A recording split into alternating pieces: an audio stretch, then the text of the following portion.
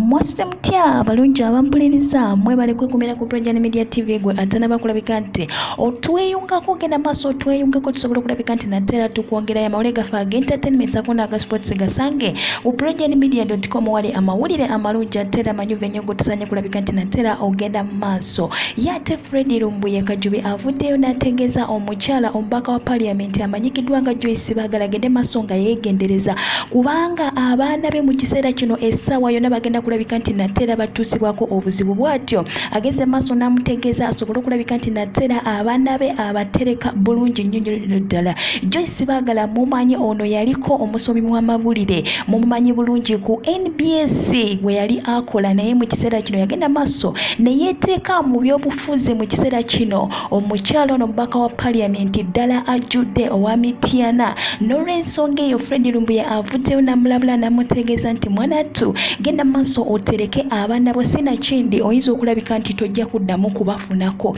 Genda maaso osobole okulabika nti weeterekera abaana bo funa engeri gy'obaterekamu kubanga bagenda kulabika nti natera babasanyawo. Njagala okutegeeza gwe awuliriza eddoboozi lino ku Project Media TV osobola okulabikako engeri gy'okola oba osharinga oba okola otya oba n'ofuna engeri gy'otuusa obubaka buno eri Joyce Bagala kubanga embeera ye egenda kulabika nti natera bagirinya basobole okulabika nti natera bamufufugaza batandise okulabika nti naye era bagenda kulabika nti naye era bamunoonyerezaako nga bwe kiri nti mu Nuupu bagenda maaso n'okulabika nti bakyankalanya buli muntu bakyankalanya buli mbeera bwe batyo bagenda kulabika nti natera Joyce Bagala bamusanyizaawo abaana be basobole okulabika nti natera babakola ebintu ebitategerekeka. N'olw'ensonga eyo Freddy Lumbuye avuddeyo n'ategeeza nti regime oba gavumenti eno eri mu nteekateeka ya kulabika nti natera abaana be bafuna ebizibu oba babatuusaako ensonga yonna enkyamu. N'olw'ensonga eyo credit katugiwe Freddy Lumbuye olw'okulabika nti agenda maaso